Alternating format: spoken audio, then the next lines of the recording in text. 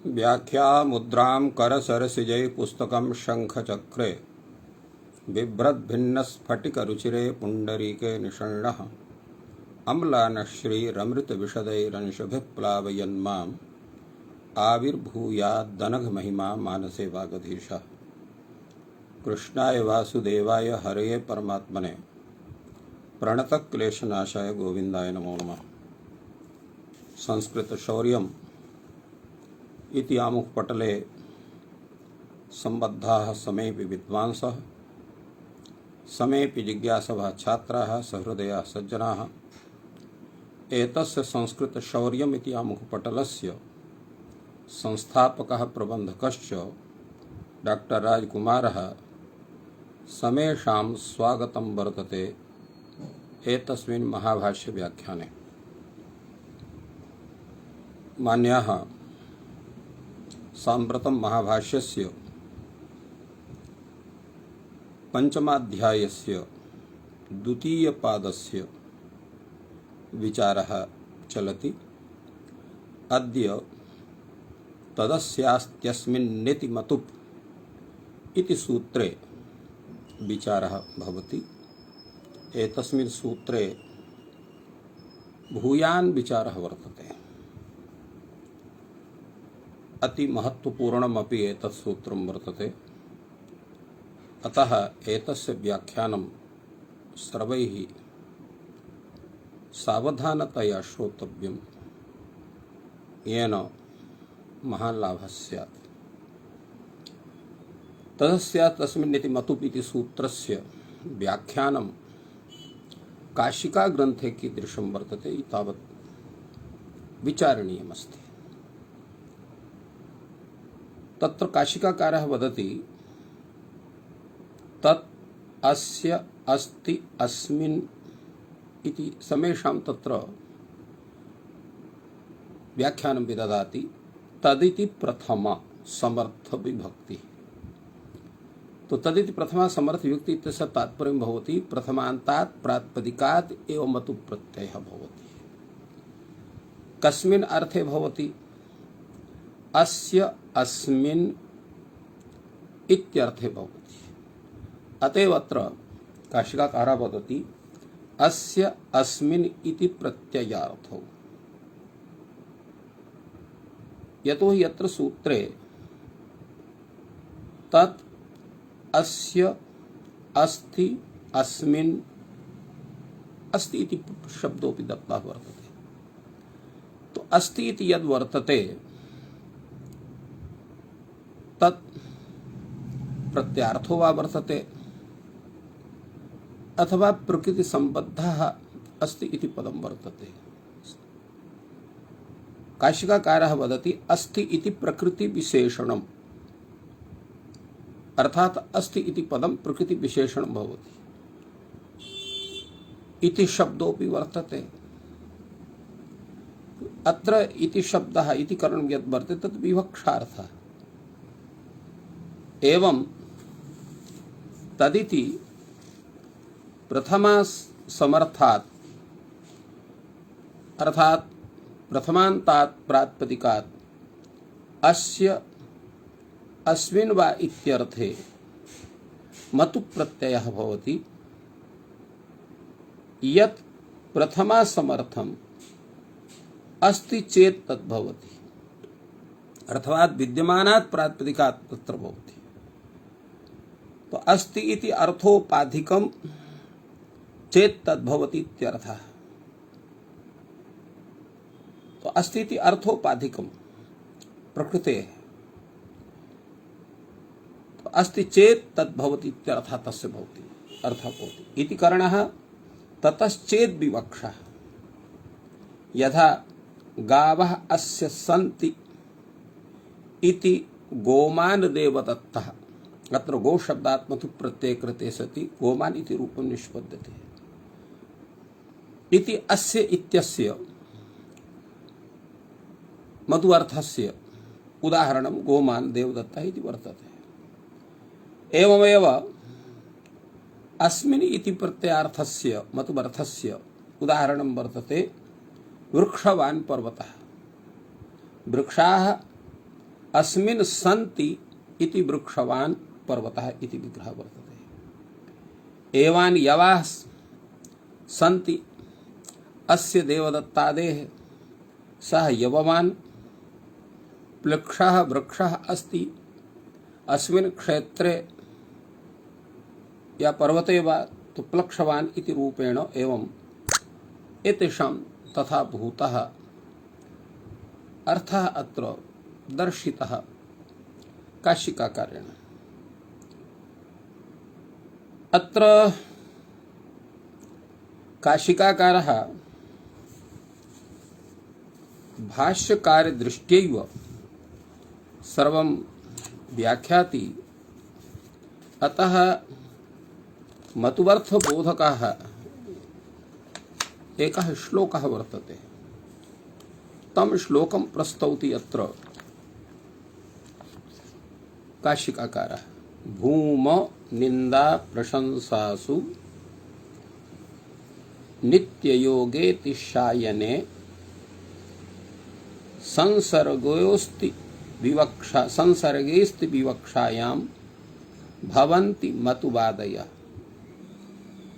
अर्थात भूम अर्थे, निंदा अर्थे, प्रशंसा अर्थे, नित्ययोगे, अतिशायने, संसर्गे, अस्ति विवक्षायां तत्र मतु प्रत्ययाः भवन्ति।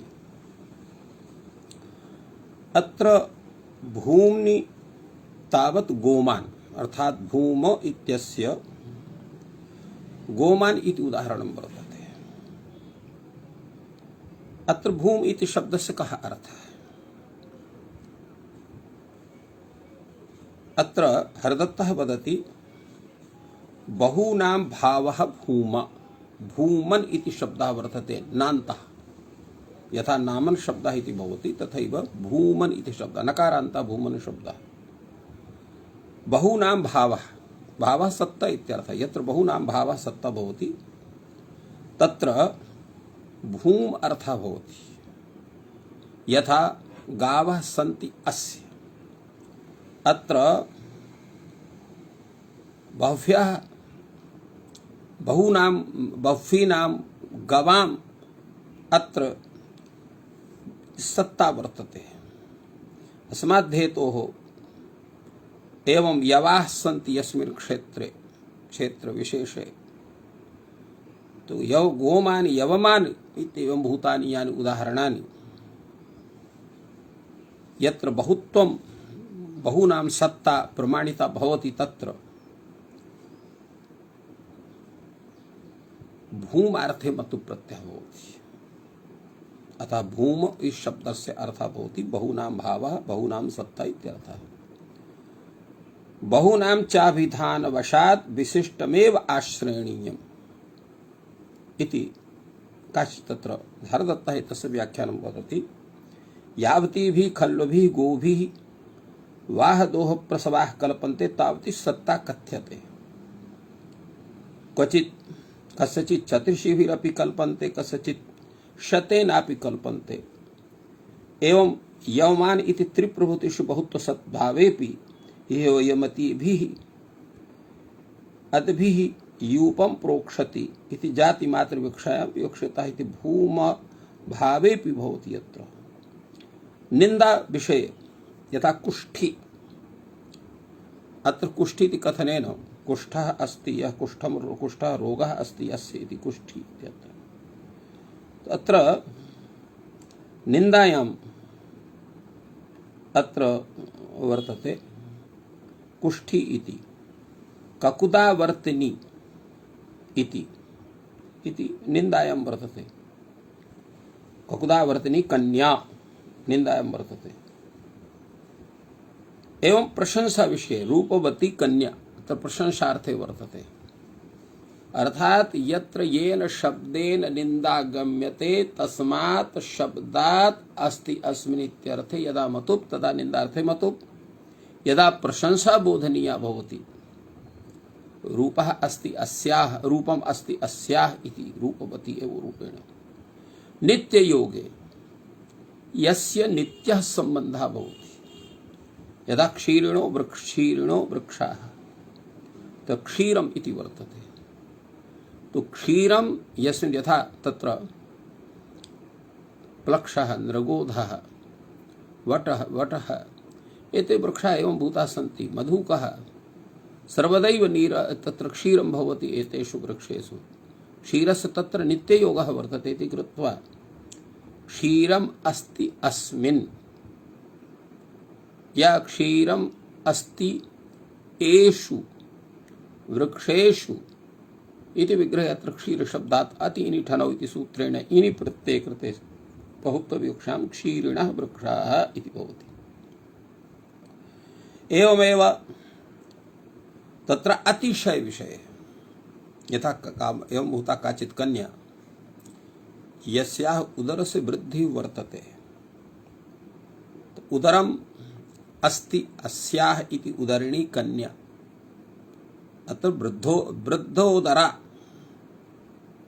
एवं भूता अतिशय वृद्धि यस्याः उदरस्य वर्तते। यद्यपि अत्र निन्दार्थः अपि गम्यते तथापि अत्र अतिशयस्य उदरवृद्धेः स्थितिः वर्तते इति कृत्वा अत्र अतिशय अर्थे एतदुदाहरणं दत्तं काशिकाकारेण। संसर्गे दण्डी छत्री इति दण्डः अस्ति अस्य कश्चन सन्यासी भवति नित्यमेव दण्डं धारयति दण्डसम्बन्धः तस्य नित्यं भवति इति कृत्वा दण्डी छत्री इति। अस्ति विवक्षायाम् अस्ति इति शब्दः धनवाची अपि वर्तते।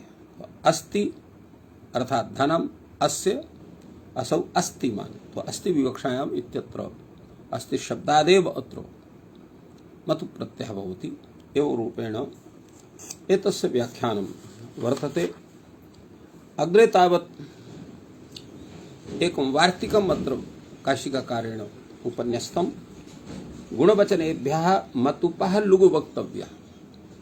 गुणवाचकाः ये शब्दाः सन्ति तेभ्यः यदा मतु प्रत्ययः तदा तस्य मतु प्रत्ययस्य लुग् भवति। यथा शुक्लम् इति रूपम् अस्ति अस्य तत्र मतु प्रत्ययः भवति शुक्लवान् इति भवितव्यं किन्तु अत्र लुग् भवति। तेन शुक्लः गुणः अस्ति अस्य इति शुक्लः पटः कृष्णः पटः श्वेतः पटः एवं रूपेण तत्र विचारः भवति। तो इत्थम् एतस्य सूत्रस्य व्याख्यानं सम्यक्तया अत्र कृतं वर्तते काशिकाकारेण। अधुना वयं भाष्यग्रन्थं पश्यामः। भाष्येऽत्र कीदृशः विचारः वर्तते। भाष्यकारस्तावत् तत्र कथयति किं कथयति सूत्रस्य पदप्रयोजनम् उपन्यस्यति। सूत्रघटकानि यानि पदानि तेषां किं किं प्रयोजनं वर्तते इति विषये अत्र चिन्तनं वर्तते भाष्यकारस्य पूर्वं। किमर्थम् इमौ अर्थौ उभौ निर्दिश्येते पूर्वम् अयमेव प्रश्नः अस्य इति अस्मिन् इति द्वौ अर्थौ अत्र निर्दिष्टौ। तत्र तयोः निर्देशस्य अत्र प्रयोजनं किमस्ति। अस्य अस्मिन् इति यौ एतौ अर्थौ मतुपः निर्दिष्टौ वर्तेते तस्य तयोः मुख्यं प्रयोजनं किमस्ति। न यद् यस्य भवति तस्मिन् तद् भवति यच्च यस्मिन् भवति तत् तस्यापि भवति। एवं नास्ति यदि अस्य भवति तस्मिन् तद् भवति अथवा यच्च यस्मिन् भवति तत् तस्यापि भवति। किं स्वरूपं भवति एतस्य चेत् पृथक्त्वं तत्र वर्तते। यदि यस्य भवति तस्मिन् तद् न भवति यच्च यस्मिन् भवति तत् तस्यापि भवति। किम अत्र स्वरूपं वर्तते। न एतयोः आवश्यकः समावेशः अनयोः युगपदेव अत्र समावेशः आवश्यकः नास्ति। कथमिति चेत् भवन्ति हि देवदत्तस्य गावः न तस्मिन् आधृताः भवन्ति। अर्थात यत्र आधारस्य विवक्षा वर्तते तत्र संबंधस्य विवक्षा न भवति, यत्र संबंधस्य विवक्षा वर्तते तत्र आधारस्य विवक्षा न भवति। यथा अत्र देवदत्तस्य गावः, यथा पूर्वम् उदाहरणं दत्तम् आसीत् काशिका ग्रन्थे, गावः अस्य सन्ति, गावः अस्य देवदत्तस्य सन्ति इति गोमान् देवदत्तः इति उदाहरणम् अत्र दत्तं वर्तते। तो गावः एतस्य देवदत्तस्य सन्ति इति विग्रहे केवलं संबंधस्य विवक्षा वर्तते। संबंधश्चात्र स्वस्वामिभाव संबंधः, तत्र हि अधिकरणस्य विवक्षा नास्ति। न च ताः गावः तस्मिन् देवदत्ते आधृताः भवन्ति, अर्थात् तस्मिन् तं देवदत्तम् आधारीकृत्य भवन्ति गावः, एवं न भवति। एवमेव भवन्ति च पर्वते वृक्षाः न च ते तस्य भवन्ति, अर्थात पर्वते वृक्षाः वर्तन्ते तो पर्वतम् आधारीकृत्य वृक्षाः वर्तन्ते, किन्तु तेषु वृक्षेषु पर्वतस्य स्वामित्वं नास्ति। अस्मात् हेतोः पर्वताः सन्ति, वृक्षाः सन्ति अस्य इति विग्रहे अत्र वृक्षवान् पर्वतः इत्युदाहरणं न भवति। अपि तु वृक्षाः अत्र आधेयत्वेन तत्र विवक्षिताः, पर्वतः आश्रयत्वेन विवक्षितः इति कृत्वा अत्र पर्वताः वृक्षाः सन्ति अस्मिन् पर्वते इति वृक्षवान् पर्वतः इति उदाहरणम् अत्र जायते। तस्मात् अस्य अस्मिन् अनयोः पृथक् ग्रहणं वर्तते। एवं रूपेण अत्र विचारः अत्र संजातः। कैयटोपि अत्र भूयान् तत्र अधिकं विचारम् उपन्यस्तवान्। अत्र किमर्थम् इति यत् कथनं वर्तते भगवतः भाष्यकारस्य, किमर्थमिमौ अर्थाः बुभौ निर्दिश्येते इति। अत्र किमर्थम् इति प्रतीकमादाय ततः पूर्वं प्रश्नस्य विषये कथं प्रश्नः कं भावम् आदाय अत्र किमर्थम् इमौ अर्थौ उभौ निर्दिश्येते इति प्रश्नः जातः, स च भावः कः इति तं महाभाष्यकार भावमादाय कैयटः कथयति। शाखावान् वृक्षः इत्यादौ वृक्षादेः आधार भावः अपि अस्ति, तत्पूर्वकं संबंधित्वं च इति अन्यतरोपादानेन इष्ट विषये सिद्धिं मत्वा पृच्छति किमर्थम्। तात्पर्यं किमस्ति? एवं भूतानि अपि उदाहरणानि सन्ति यत्र संबंधोऽपि विवक्षितः भवितुमर्हति, आधारोऽपि विवक्षितः भवितुमर्हति। कश्च एवं भूतः उदाहरण विशेषः? शाखावान् वृक्षः, वृक्षस्य शाखाः वृक्षे शाखाः इति उभयं विवक्षितं भवति। अत्र शाखाः सन्ति अस्य अथवा शाखाः सन्ति अस्मिन् इति द्वयमपि तत्र विग्रहद्वयमपि भवितुमर्हति इति मत्वा अत्र प्रश्नः वर्तते। किमर्थम् इत्यस्य कस्मै इदं किमर्थम्, कस्मै प्रयोजनाय इदं वर्तते, कस्मै इदं किमर्थम् इति अत्र विग्रहः, न तु भिन्नः कश्चन विग्रहः। अथवा कः अर्थः अस्य इति किमर्थम् इति विग्रहः भवितुमर्हति। कः अर्थः प्रयोजनम् एतस्य, तो एतच्च निर्देशक्रिया विशेषणं न तु निर्दिश्यमान विशेषणम् अत्र किमर्थम् इति यत् वर्तते यत् तत्र निर्देश क्रिया विशेषणं वर्तते न तु निर्दिश्यमान विशेषणं वर्तते अतः अत्र जात्या न तत्र सामान्य नपुंसकलिङ्गः जात्या एकवचन निर्देशः वर्तते किमर्थम् इति अग्रे तावत् यः भाष्यग्रन्थः वर्तते न यद्यस्य भवति तस्मिन्नपि तद्भवति अत्र न यद्यस्य इति प्रतीकमादाय न शब्दः काक्वा प्रयुक्तः भवत्येव इति विधिं गमयति अत्र न इति यत् वर्तते न यद्यस्य भवति तस्मिन्नपि तद्भवति अत्र न इति शब्दः अत्र काशिकाकारः वदति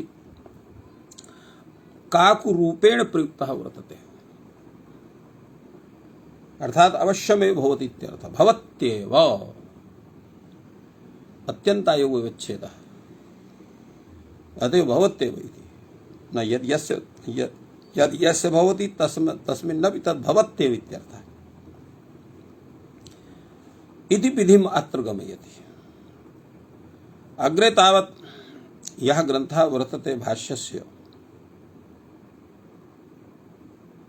नैतयोरावश्यक इति नैतयोः आवश्यकः समावेशः भवन्ति देवदत्तस्य गावः न तावत् इत्यादि रूपेण यत्र वर्तते तद्विषये कैटः अत्र विचारयति अवश्यं भावः आवश्यकम् आवश्यक शब्दस्य अर्थः भवति अवश्यं भावः आवश्यकम् अर्थात यस्य सत्ता अवश्यं वर्तते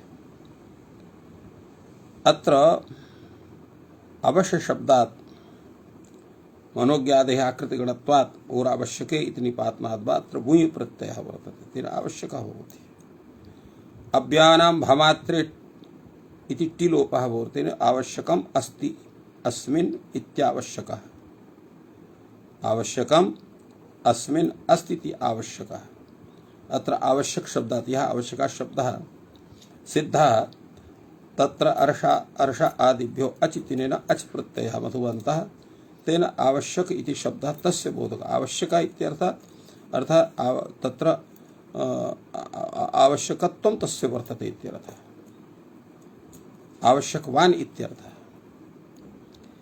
यह यदा संबंधः सर्वकारकपूर्वः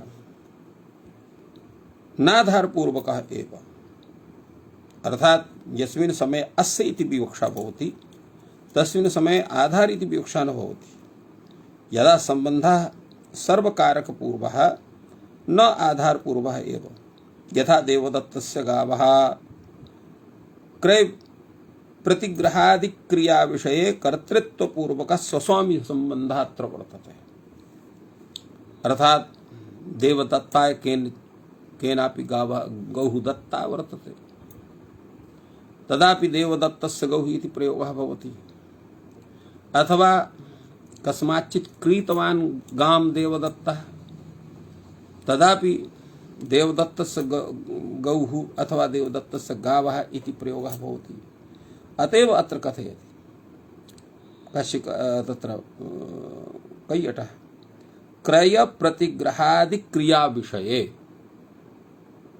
क्रय क्रिया विषये प्रतिग्रह क्रिया विषये कर्तृत्वपूर्वक स्वस्वामिभाव संबंधः अत्र वर्तते तदा सप्तम्युपादाने कारकांतर पूर्व संबंध ग्रहणात् अस्य षष्ठ्यर्थः अपि उपपादनीयः सप्तमी उपादाने कारकांतर पूर्व संबंध से अग्रहणात् अस्य इति षष्ठ्यर्थः अपि उपादनीयः तदा तथा षष्ठ्यर्थ मात्रे निर्देशे यत्र अधिकरणं तत्र शेष संबंध निमित्त संबंधित्वेन अविवक्षितम् तस्मिन् समये वृक्षाः अस्मिन् पर्वते सन्ति इति विग्रहः भवति तत्र प्रत्ययः भवति किन्तु अत्र प्रत्ययः न भवति इत्यर्थः नहीं अत्र क्रियाकारक पूर्वः शेष संबंधः दृश्यते अतः अत्र अस्य इति संबंधः नास्ति अपितु अस्मिन् इत्यस्य संबंधः वर्तते वृक्षैः पर्वतस्य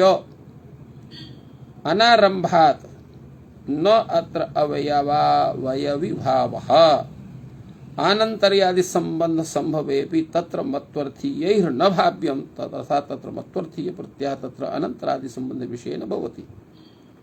तस्मात् अत्र अस्य इत्यपि उपादानं वर्तते, अस्मिन् इत्यस्यापि उपादानं वर्तते। उभयोः अत्रैव कैयकटः कहे तस्मात् उभयोः उपादानम्, उभयो नाम अस्य इत्यस्यापि अस्मिन् इत्यस्यापि उपादानम्, उभयोः उपादानं वर्तते। अग्रे तावत् अत्र कैयटः विचारयति ननु किमुच्यते नताः तस्मिन् आधृताः भवन्ति इति यावता हि यस्य चेश्वरवचनम् इत्येतत् प्रत्याख्यानाय अधिब्रह्मदत्ते पञ्चालाः इति सप्तमी सिद्ध्यर्थं भाष्यकारेण अभिहितम् परिगृहीतव्यं परिगृहीत्रधीनम् इत्यादि।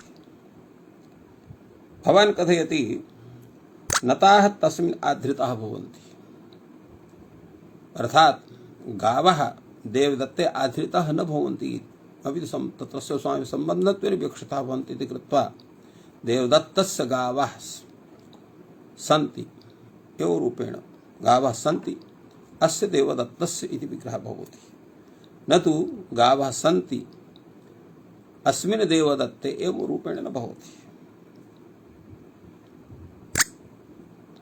यावता यस्य चेश्वर वचनम् इत्येतत् प्रत्याख्यानाय अधिब्रह्मदत्ते पञ्चालाः इति सप्तमी सिद्ध्यर्थं भाष्यकारेण यदि कथितं परिगृहीतव्यं परिगृहीत्रधीनं वर्तते,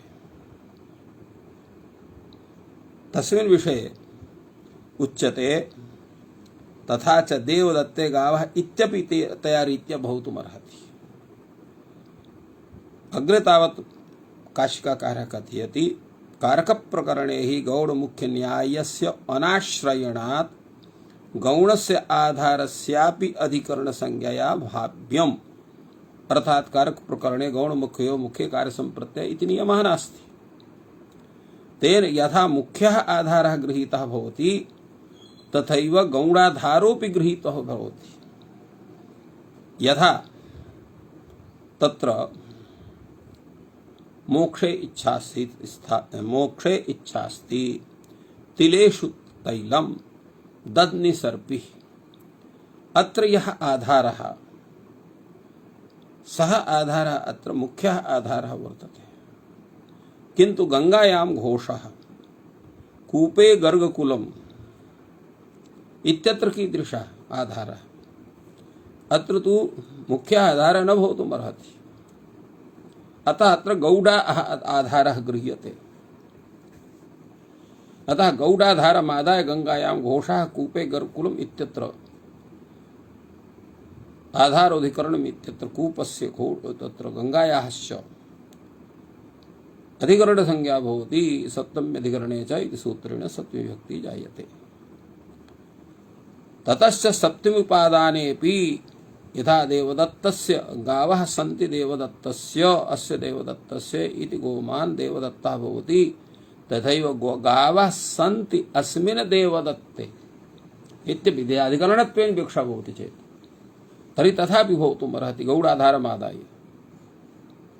तेवं कश्चन भक्ति तदा उच्यते नैतदस्ति, एवं न भवितुमर्हति। कथमिति चेत् सप्तमी मात्र निर्देशे मुख्ये एव अधिकरणे मत्वर्थीयाः स्युः, वृक्षवान् पर्वतः इत्यादौ, न तु गौडे गोमान् देवदत्तः इत्यादौ।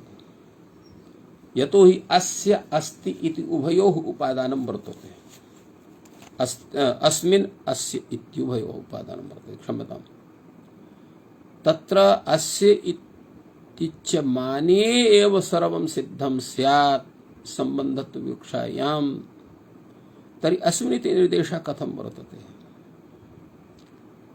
अतः यत् अस्मिन् इति सप्तम्यर्थ निर्देशः वर्तते तेन ज्ञायते अत्र मुख्यः आधारः गृहीतः भवति, गौडाधारः गृहीतः न भवति।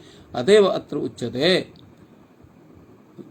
यत् सप्तमी मात्र निर्देशे मुख्ये एव अधिकरणे मत्वर्थीयाः स्युः वृक्षवान् पर्वतः इत्यादौ न तु गौड़े गोमान् देवदत्तः इत्यादौ कारक प्रकरणे हि गौड़ मुख्य न्यायस्य अनाश्रयणम् अयं तु प्रत्यय विधि इति स्यात् न्यायाश्रयणम् इति षष्ठी निर्देशो विकृतः। तात्पर्यमिदं वर्तते यत् भवतु नाम कारक प्रकरणे गौड़ मुख्य न्याय से अनाश्रयणं नास्ति, किंतु एतत् यत् प्रकरणं वर्तते तत् कारक प्रकरणं नास्ति, अपितु प्रत्यय विधि प्रकरणं वर्तते। तो प्रत्यय विधि प्रकरणे गौड़ मुख्य न्यायस्य आश्रयणं क्रियत एव। समाध्येतो अत्र यत्र मुख्याधिकरणत्वेन विवक्षा वर्तते तत्रैव मतु प्रत्ययः भवति, यथा वृक्षवान् पर्वतः इत्यादौ, अन्यत्र न भवति इत्यर्थः। एवं अत्र संयुक्तया भाष्यग्रन्थस्य विचारं प्रस्तुतवान् कैयटः।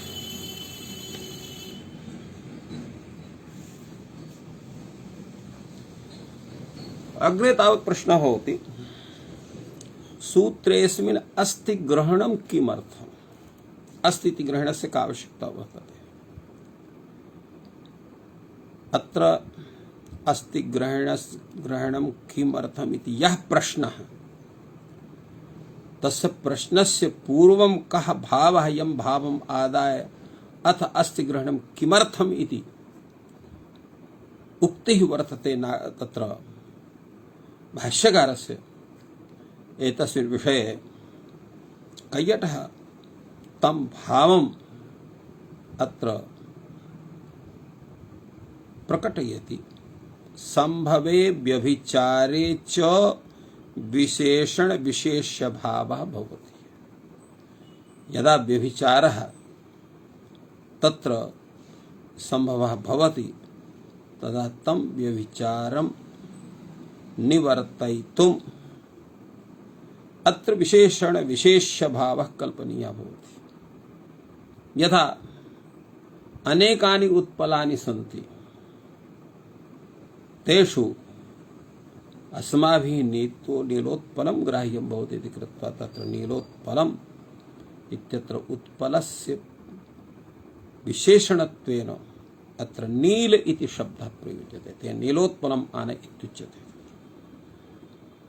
यतो यत्र व्यभिचारः संभवः वर्तते, अतः विशेषणत्वेन अत्र नीलपदस्य विशेषत्वेन उत्पलपदस्य उल्लेखः जायते।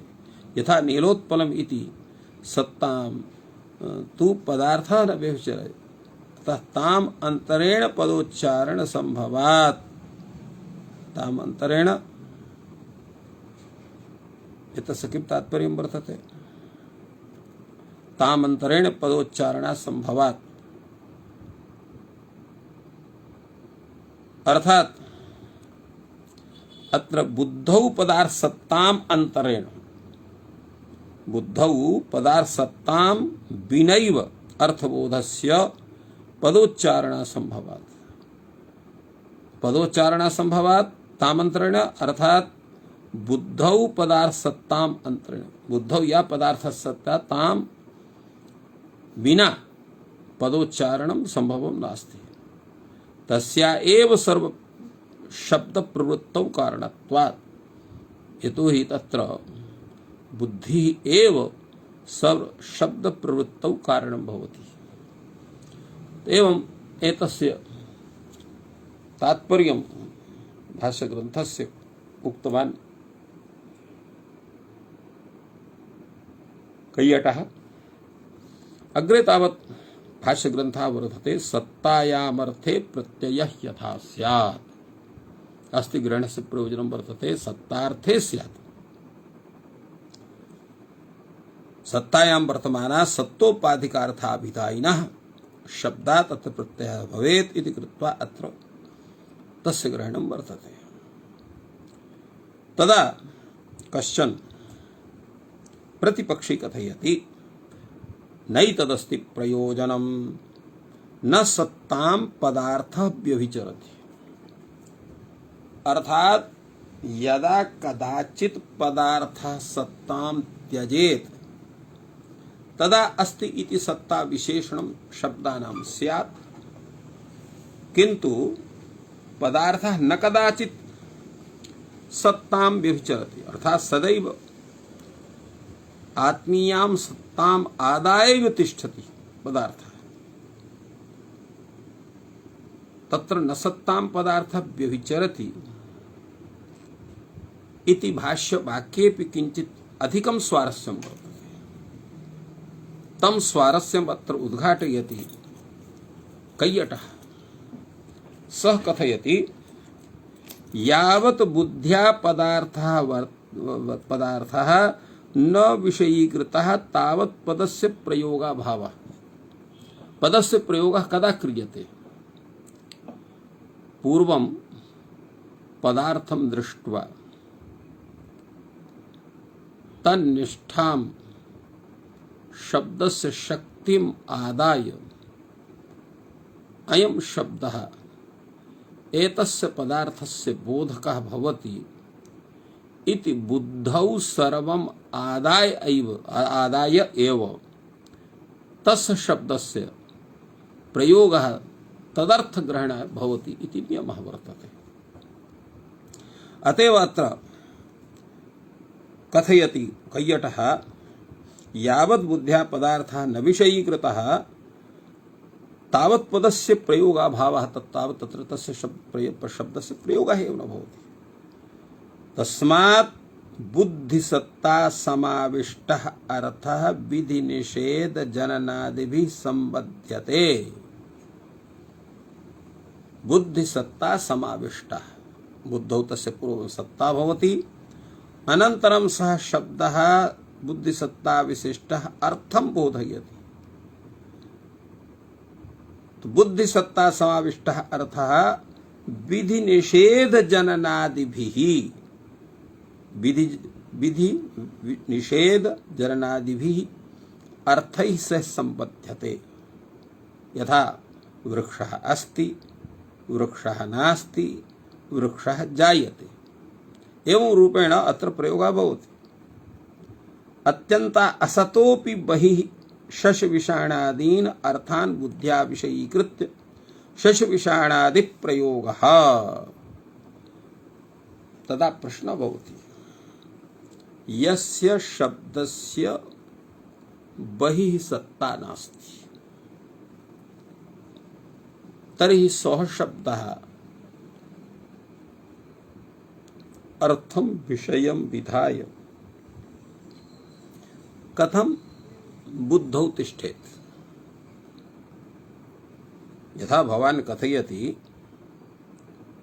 यत् बुद्धिसत्ता समाविष्टः अर्थः विधि निषेध जननादिभिः संबध्यते। वृक्षः अस्ति, वृक्षः नास्ति, वृक्षः जायते इति। तो यस्य सत्ता बहिरस्त्येव नहि एवं भूतः कश्चन शब्दः वर्तते। यथा सस्यविषाणः, वन्द्यापुत्रः, खपुष्पम् एवं भूता ये शब्दाः सन्ति। येषां बहिः अर्थः प्रसिद्धः एव नास्ति, तेषां कथं प्रयोगः भवति? तदा उच्यते बुद्ध्यारूढोपचरिताः क्षम्यतां। तो एवं सस्विषाणादि तस्मात् बुद्ध्यारूढोपचरिता सत्ता शब्द प्रयोगाश्रयत्वात् तत्र कथं भवितुमर्हति? तदा उच्यते बुद्ध्यारूढोपचरिता सत्ता शब्द प्रयोगाश्रयत्वात् अव्यभिचरति। अर्थात तेन रूपेण तस्य ज्ञानं तथा क्रियते। सैव तु बुद्धिसत्ता प्रयोक्त्री प्रतिपत्रीणां बहुवीरूपतया अवभासते। सा एव बुद्ध्यारूढ़ा सत्ता शब्द प्रयोगाश्रयत्वात् शब्द प्रयोगम तत्र आश्रयणं विधाय अवभासते, प्रतीयते इत्यर्थः। यदि तु वृक्षादीनां बाह्य सत्ता समाविष्टं वस्तु वाच्यं स्यात् तदा वृक्षः इत्यतः सत्तावगमात् अस्ति इत्यादि प्रयोगाप्रसंग अर्थात तेषां शब्दानां प्रयोगः एव न स्यात्। अंकुरो जायते इति च प्रयोगः भवति। एवं रूपेणैव तत्र सतः जन्म विरोधात् यस्य सत्ता वर्तते तस्य जन्म कथं स्यात्? सतः जन्म विरोधात् उपचार सत्तायां तु एते दोषाः न अवतरन्ति। उपचार सत्ता एते दोषाः अनुभवन्ति। बुद्धि सत्ता समाविष्टस्य वही सत्त्वा सत्त्व जनन प्रतिपादनाय अस्ति इति नास्ति इति एवं भूतः प्रयोगः दृश्यते। अन्ये आचार्याः कथयन्ति यत्र क्रियापदं न श्रूयते तत्र अस्तिर भवन्ति परः। यत्र क्रियापदं तत्र तथा न दृश्यते तत्रापि एवं रूपेण विचारः प्रस्तूयते।